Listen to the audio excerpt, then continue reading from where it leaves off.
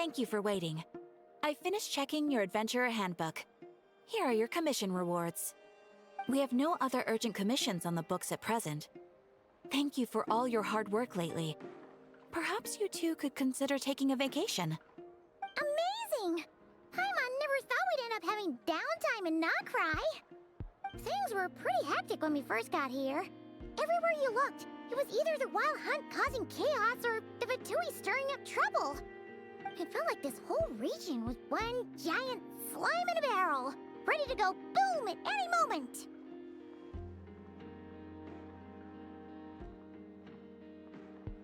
Sure have. Things were looking pretty dicey, but in the end, we managed to turn it around. Whoa! Paimon just got deja vu! Oh, that's right. It's because we've done this like a million times now. Ah, yes. Are you two aware that the Moon Prayer Night is soon to take place? Oh, yeah! Mama told us that was coming up soon. Wait, why do you mention it, though? Do people in Nasha Town celebrate it, too? Paimon thought it was just for Moon Goddess worshippers. You're partially right. Most people in Nasha Town just see the festival as an opportunity to do business. They do not concern themselves with the religious element. The festival was first celebrated by the Frost Moon Scions. On this day, they would wear moon prayer blossoms and celebrate the birth of the moon goddess through song and dance. They would also prepare food and handicrafts and give them as gifts to others. Over time, it became Nodcry's most lively festival. Oh, sounds like fun! Great! Well, in the meantime, since Catherine doesn't have any commissions for us, let's focus on some personal business instead. When we first got here, you mentioned that this was where your spaceship landed? We didn't get to follow up on it at the time, because we got wrapped up in that whole rare air situation, but now we can finally start investigating it properly. Well, there's a saying Paimon's heard around these parts, which goes, if you lift up a rock, you'll find something you weren't looking for. By that logic, you'll never find what you're looking for while you're searching, but the moment you stop looking, it'll jump right out at you. Could be worth a try though, right? Anyway, Paimon suggests we focus on other stuff we want to do for now, and just keep an ear out for spaceship-related intel as we go.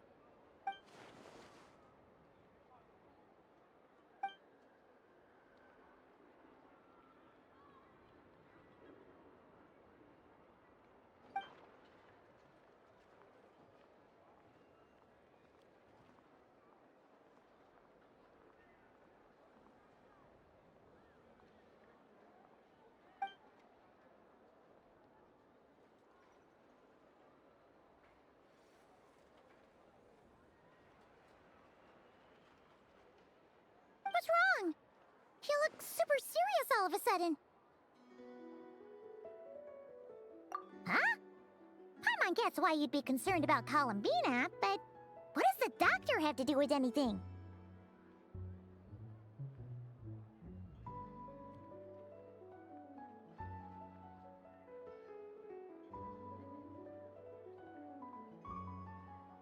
Oh, that's true. And now that you mention it, we're definitely overdue for a showdown with the Fatui. It is weird that he hasn't shown himself this whole time. What could he be up to? True. Paimon would much rather deal with Marionette anyway. She says the meanest things, but when it comes down to it, she doesn't seem like a bad person. Maybe it's the pressure of being a Fatuse? Especially as a Harbinger. Does she feel like she's gotta act tough to keep up appearances or something? But then, every time we headed out with Rarier, she always wound up having to repair Polonia and her other robots. That's gotta sting. Losing face always hurts more for people who care a lot about their image. She's probably still furious about it. What? Relax! She's not even here! Huh? What's the matter? Oh, nothing, nothing! Sorry, we'll be on our way now. Where are we again? Oh yeah, Columbina? Right, yeah, let's go see Columbina.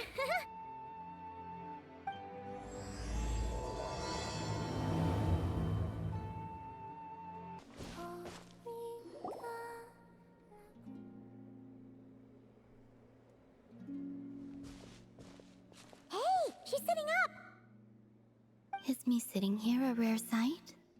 No, we just thought you'd be resting.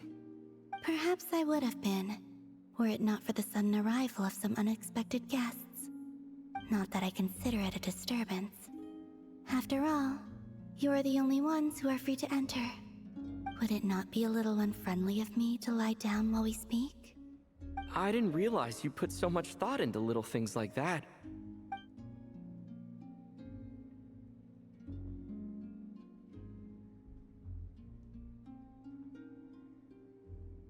Only sometimes.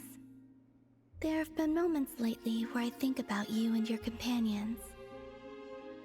They are warm, mysterious, and cozy memories.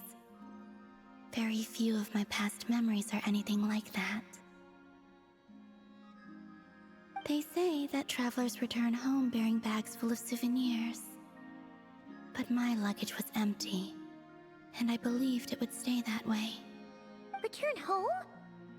So, you're still planning on returning to the moon? Yes. This planet continues to reject me, reminding me that I do not belong here. If I remain in Teyvat, there will come a day that I disintegrate. And I don't mean reduced to dust, or turned into food for the flowers. I mean, I will cease to exist entirely. Alright then. Well, we're sure gonna miss you. But it sounds like we'll have to say goodbye. How do you intend to return? The moon prayer night is soon to arrive. On that day, the moon will be closest to Teyvat. The Kuvaki in this land will reach its peak at that time. I merely need to grasp the tide, and with relatively little effort. Oh, Paimon gets it! It'll work like a slingshot! You make it sound like she's gonna get blasted up to the moon. If I did that, I suspect I would crash into the false sky. I will be using a much gentler approach. But I do like the analogy. It's fun. You see? She gets Paimon's sense of humor. In the blink of an eye, the time has come to part ways. It does feel that way, doesn't it? Time seems to fly fastest when you are enjoying it. I have always thought of myself as a wanderer on this earth, and it has never expressed any desire to keep me here. Yet, just as I plan to depart, it tugs at my arm. Is this a gesture of affection? Or is the world mocking me? Oh. Were you hoping I can answer that? Yes. You are a traveler, so you must have a lot of experience in this area. Then, what I would say is, enjoy the moment. That's right! Don't overthink it! Happiness is happiness and joy is joy! The point is to enjoy it, not analyze it! I see. Then what I would say is, even though I am very tired right now, I am still happy. I can't tell from the tone of your voice. Oh, really? You don't think I sound happy? I'm just kidding. I could tell you were in a good mood today from the moment we saw you. Ah, a joke. Albeit not a funny one. Anyway, I assume you're here about you-know-what. Give me your hand. Actually, it's not that. There's something else we wanted to discuss with you. Oh. Then, do you still want to give me your hand? Or not? Sure.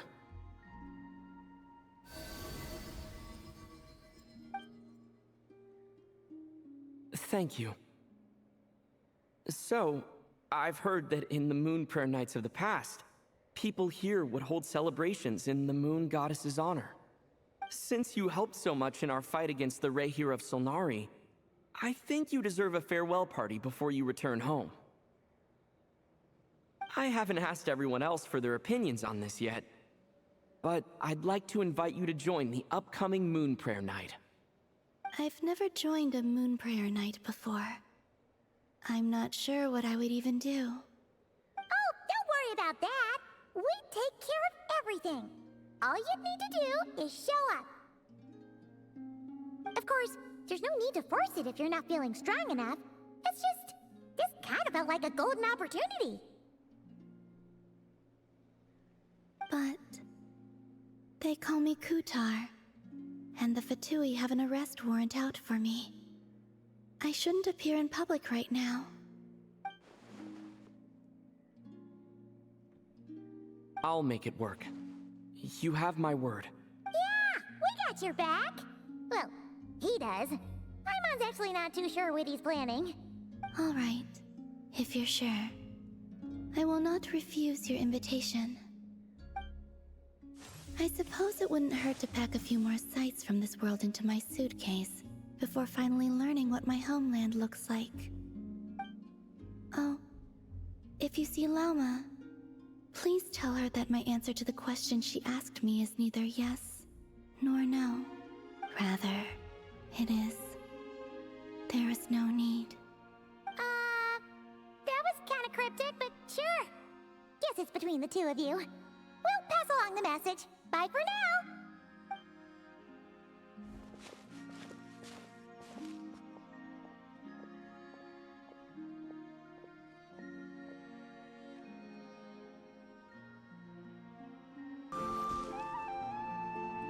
Hey, Llama, it's us. Huh? Varka? What are you doing here? Beats me. I had a bit too much to drink last night, and when I woke up, I was on Hisi Island. Mr. Varka is helping to oversee Nasha Town's preparations for Moon Prayer Night. He is here to go over some details regarding the decorations and custom cloth designs.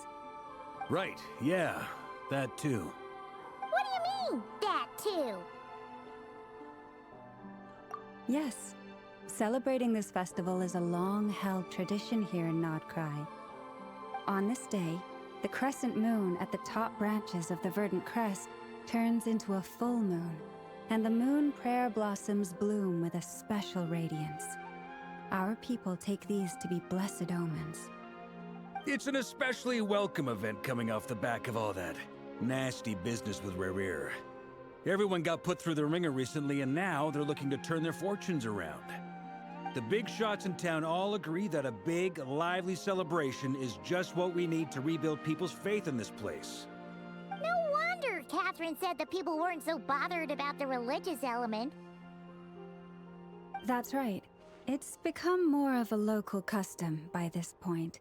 The celebrations have little to do with whether the religious stories behind this event are true or not. Even the Frost Moon Scions are eagerly awaiting the coming of Moon Prayer Night, despite now knowing that their past beliefs were founded on a falsehood. That's fair.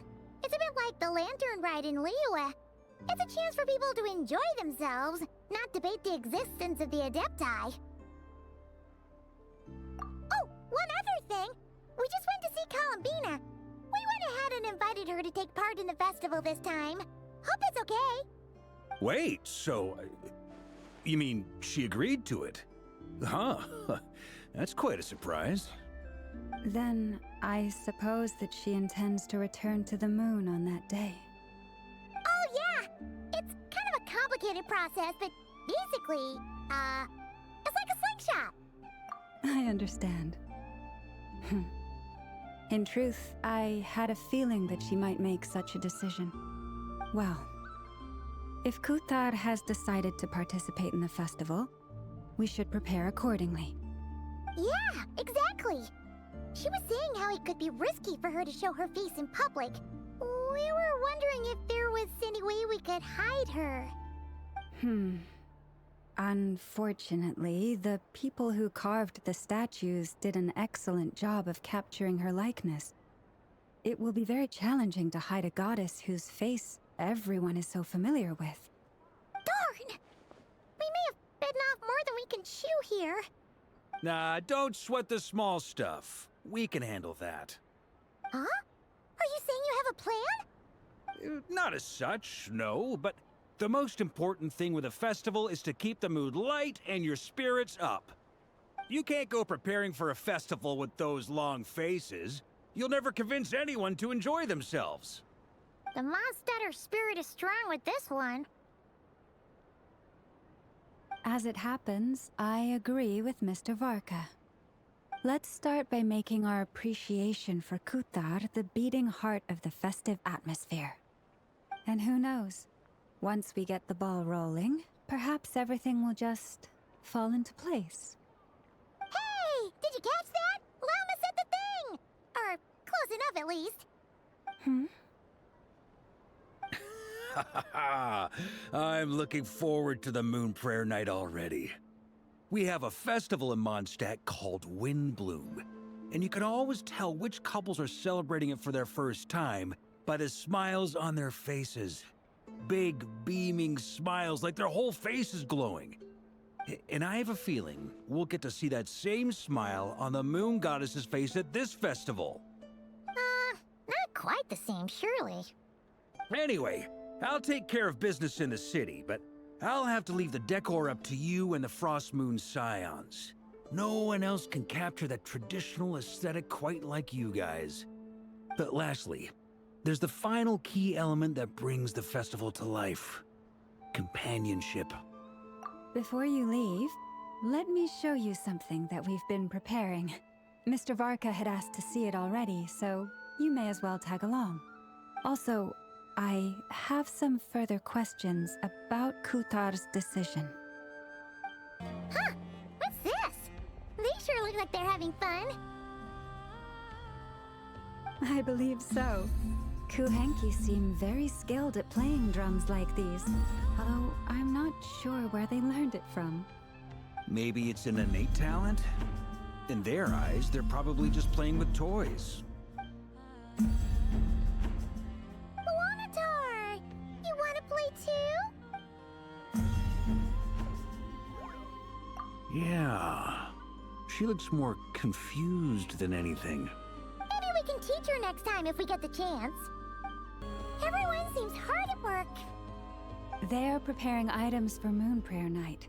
For instance, the sculpture being made over here, Mr. Varka and I were just finalizing the details of where it will be placed. Ah, there she is. I didn't know the finished article would be so large. Not to worry, though. All the necessary arrangements have been made. Just let me know once it's ready, and I'll get some people to ship it over.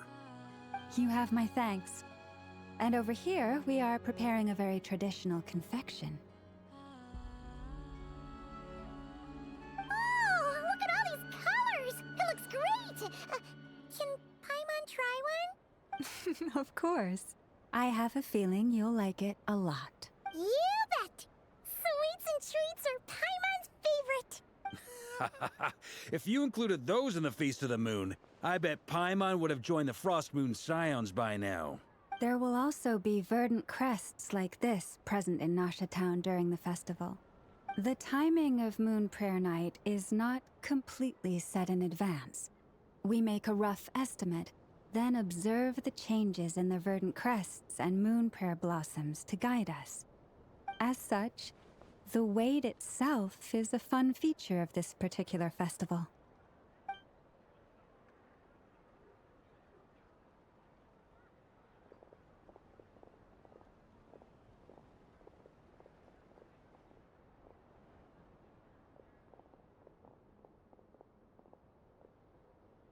Let's talk here. To tell the truth, I am very surprised to hear that Kuthar is willing to participate in the festival. I once asked her if she'd be willing to stay with the Frost Moon Scions. I could introduce her to everyone, and we could be a family to one another. She did not answer, but she has not appeared here since. I took this to mean her answer was no, but if that were the case, she would not have accepted this invitation. Ah. I see. Maybe she is right. Maybe the Frost Moon Scions of today no longer need a moon goddess. But my wish was not for her to come here and be worshipped as a deity. I simply wanted to offer her a place to stay. I'm sure she believes that showing herself here might invite Fatui intervention, and as such, she does not wish to cause us trouble. But what really pains me about all this is that this is her birthplace. She ought to belong here, yet no one has been able to grant her shelter. I think I'm qualified to weigh in here. When someone's about to depart on a long trip, what they need is blessings, not burdens. We should wish her the best, not make the journey harder than it already is. Anyway, she's agreed to attend, hasn't she? All we need to do is simply respect her decision. I see your point. Yes, she will soon depart after all. Our job is to leave her with some happy memories. Besides, who's to say her journey to the moon is a one-way trip? It's not like she can't come back and visit if she wants, right? Paimon agrees wholeheartedly. Festivals are all about having fun, so let's keep it simple. All right, I'm gonna head back to Nausea Town soon. Want to come with? I'm guessing you have some other folks to visit there. Sure thing, let's go! Bye for now, Wilma! Thank you all. Goodbye.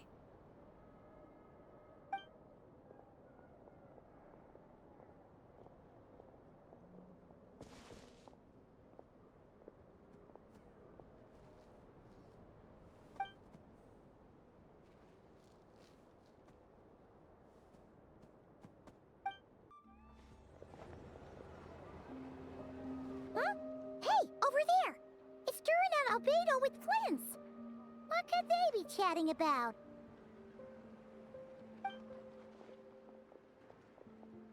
Your guess is as good as mine. Ah, Grand Master, and the Traveler and Paimon. Hello there. It's been a while. Perfect. We have some new volunteers for our investigation. Wait, let me guess. The righteous Lightkeepers are finally ready to hunt down the Abyssal Dragon? Haha. Yes, that too. Yeah, right! Oh, wait! Why does everyone keep saying that too? Well, to be precise, the facts match, but not the causality. Wait, so I guessed right? Half right! Don't act so impressed with yourself. Maybe I can explain. We ran into Mr. Flint's north of Nausea Town. At that time, we just noticed a few abyssal creatures out in the wild, but the strange thing was, I didn't detect any traces of abyssal energy on them at all. On closer inspection, we realized that they were not real monsters, but something akin to reflections in the water, or perhaps a mirage. Huh? What do you mean? Like, you could see them, but not touch them? Exactly. It was very peculiar. They roared and tried to attack us, but we could not make any physical contact with them. I think I've heard of things like that happening in Nocturne before, but I don't know much about it. Yes, it's a known phenomenon. Mirage-like illusions tend to appear in Nodcry in the run-up to Moonprayer Night. From a distance, they appear quite real. I myself thought that Misters Durin and Albedo were locked in battle with abyssal monsters when I first arrived. But after sharing intel and investigating a little further, we can confirm that these illusions are harmless. There is no great cause for concern. All the Mirage stories I've heard are either animals, rocks, or small houses. Abyssal monsters, though? That's a first. It's a first for me, too. So I'm planning to look into it further just to be on the safe side. I intend to inspect a few more locations. What about you two? Any plans? Alice contacted me a few days ago. She'd like me and Durin to assist her with an experiment. But we lost contact shortly after receiving the message. I'm sure that comes as no surprise to anyone familiar with her. We don't know when the wind will blow, yet when the wind blows, we will know. That, in a nutshell, describes how Alice operates. Yeah, that tracks. Okay. Well, I suggest we investigate this Mirage business in the meantime. It's piqued my curiosity, and I'm pretty sure I know someone who will already be 10 steps ahead of us. Well said. Right? Whatever's happening in Notcry, she always seems to be the first one to know. Let's go see what she knows. We can invite her and her staff to the festival while we're at it.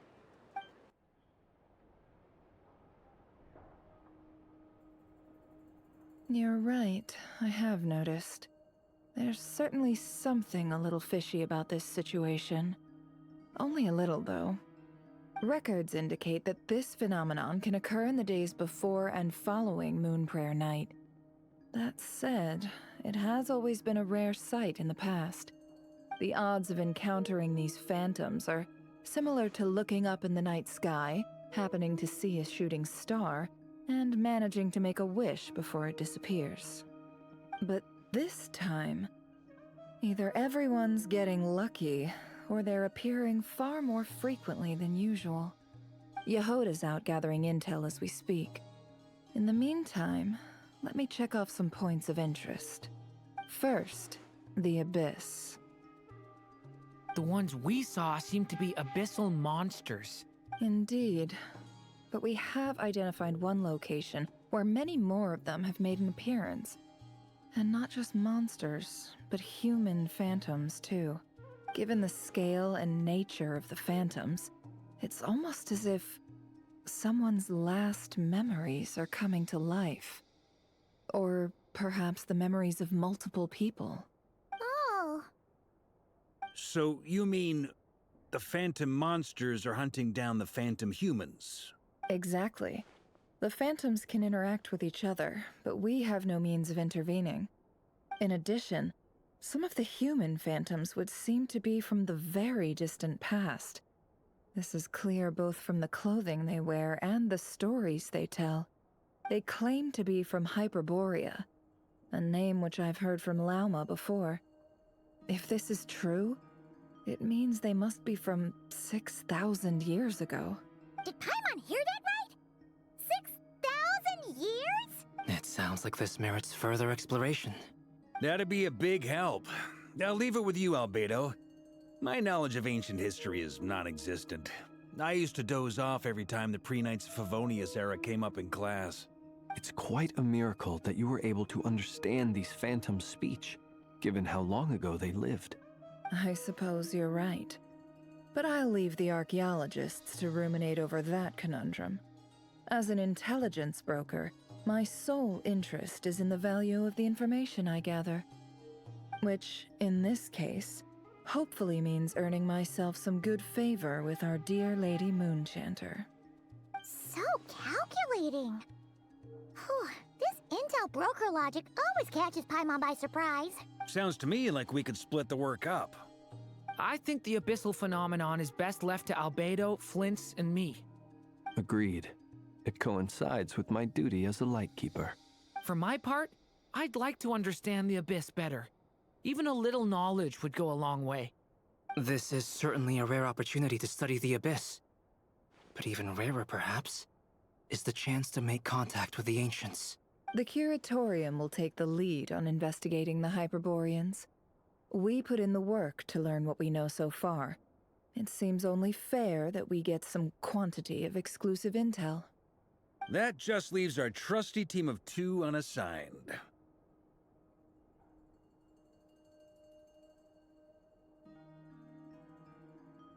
Since you became an honorary knight, of course. This was part of my grand plan all along. Ha ha! Oh yeah! By the way, we managed to convince Columbina to come to the Moon Prayer Night celebrations. Would you and Yehoda like to join too?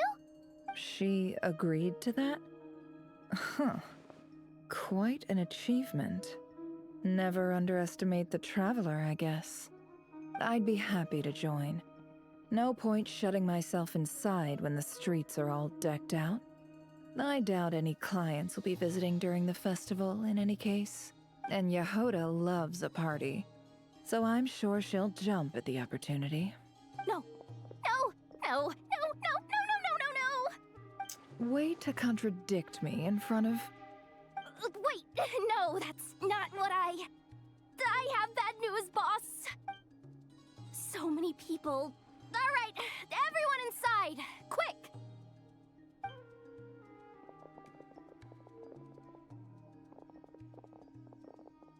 This is gonna sound crazy, but hear me out.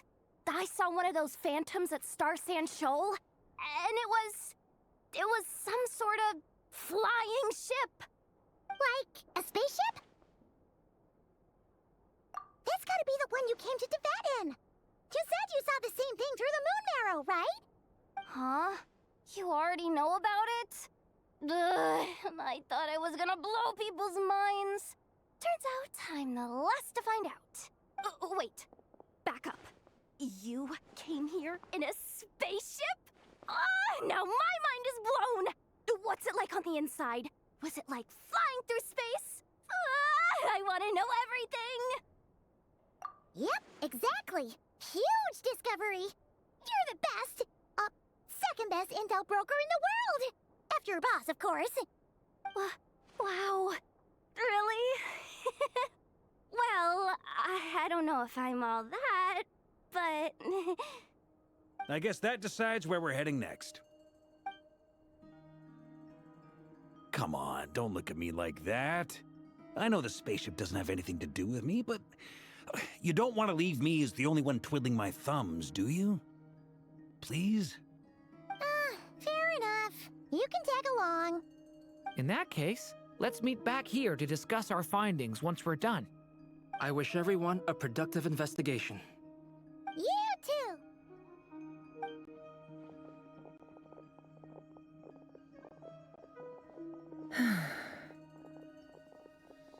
What's up, boss? Aren't we gonna head out? Tell me, Yehuda, when did the curatorium start giving out intel for free? Oh, sorry, boss.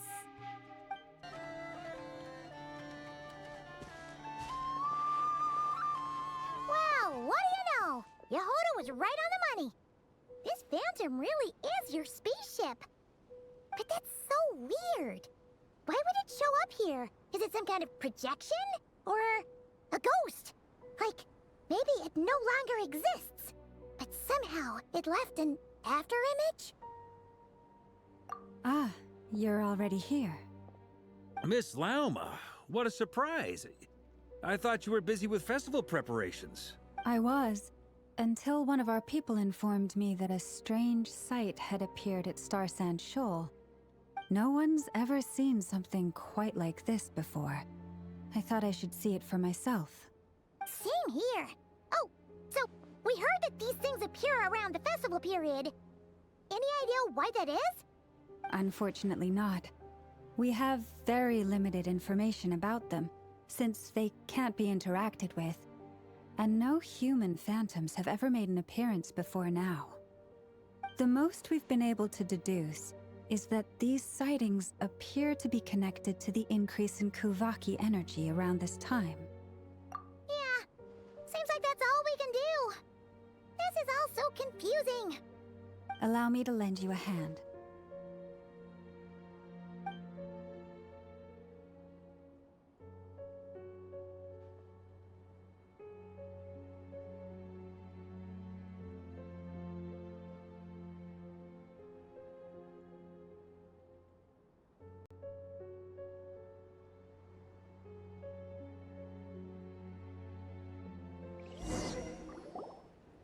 Everyone, our friend here should be able to provide us with some information.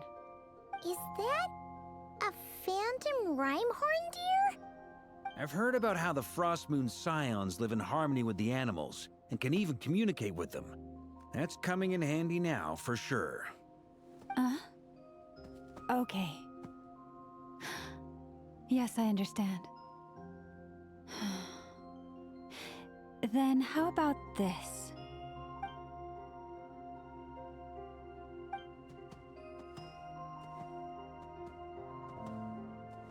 Oh, it's leaving.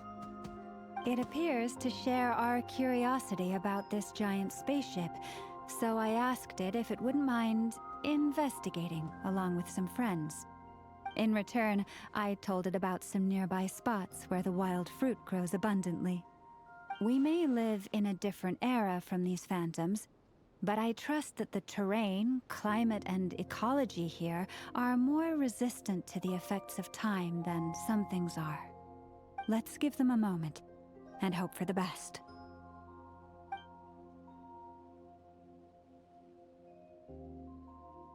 All back together? Must have been a lot of fruit. Indeed. Now let me ask them some questions.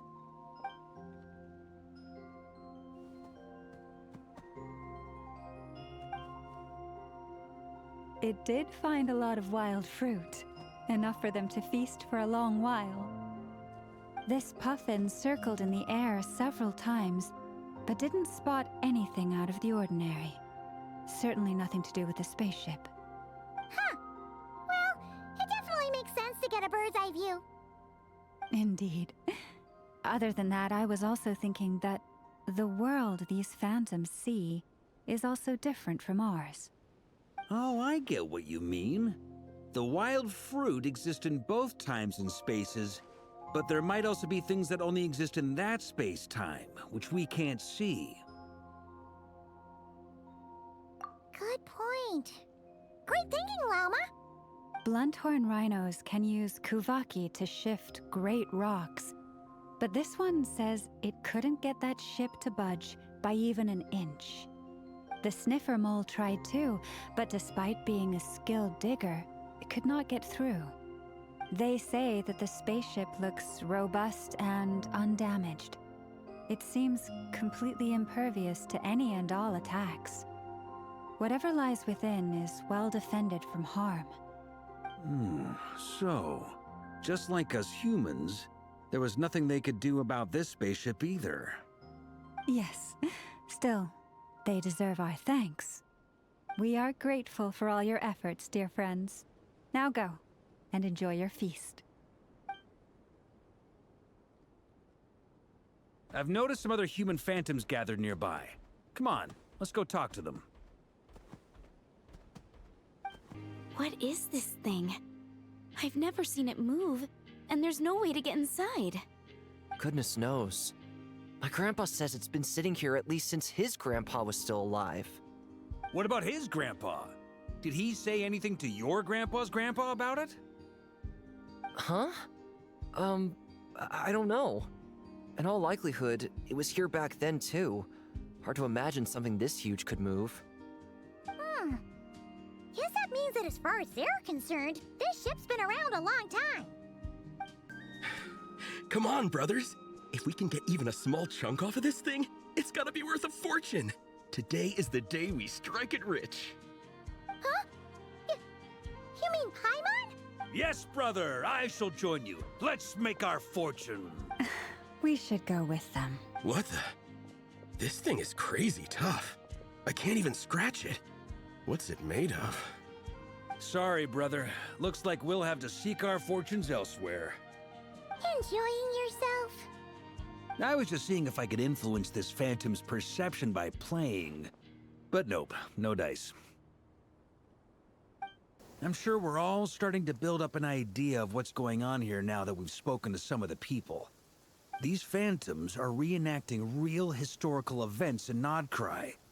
It's almost like we're in some kind of interactive stage play. We can talk to the actors, but the plot is fixed, and we can't influence it. It makes sense. History is set in stone. The objective facts of the past cannot be changed. Paimon totally thought you were just goofing around earlier. But actually, you were doing some serious investigating. Of course I was. Anyway, at this point, I think we're forced to conclude that although the Phantom spaceship is right there in front of us, we aren't going to learn much about it from these people.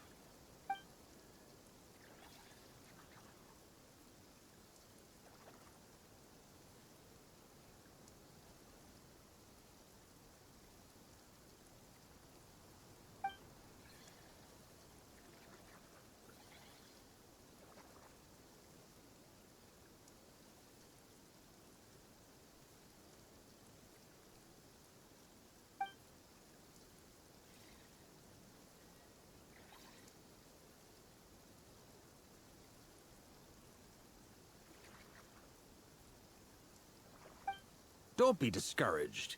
If nothing else, this is proof of the ship's existence. And think about it. So many people tried to hack their way inside, but no one could get the door open. It's made of very tough material. To me, that says that we'll either find the ship itself or the story behind it. It's just a matter of time. Huh. Every now and then, when Varka gets serious, he actually does seem like Grandmaster material for once. I wonder how the others are doing. Let's head back for now. Sounds good. Also, drinks are on me if Team Knights of Favonius is the first to finish. Wait, we have a team name now? Am I in Team Knights of Favonius as well? You're very welcome to join. We've even got a cathedral ready for you. Isn't that technically blasphemy? You wouldn't dare make a joke like that if Barbados was in earshot. Nah, I'm sure Barbados doesn't mind a little harmless blasphemy once in a while.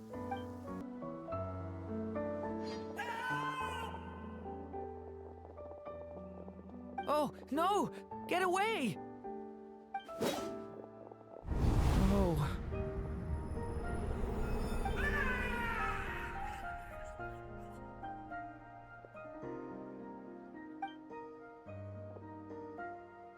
I know it's hard to stomach, Mr. Duran. But as I'm sure you've noticed, there is nothing we can do to intervene in that which unfolds before us. But we have to at least try. And try you have. But are you aware of how many unsuccessful attempts you've made now?